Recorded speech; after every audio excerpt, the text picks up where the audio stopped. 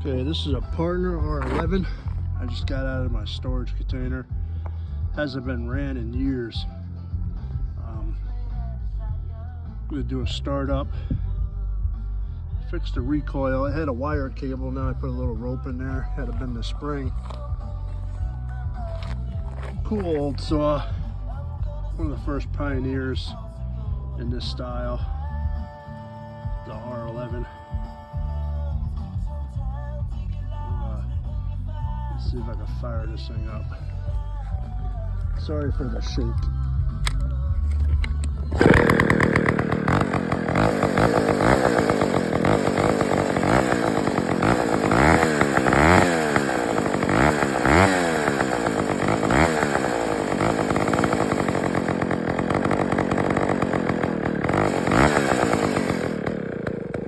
Probably got to adjust the idle, but it's not bad for sitting that long. Really cool old saw. I'll have to fix it up. Might keep this one. Most of this will wipe right off. Pretty cool saw. I gotta fix the thumb throttle. Thanks for watching.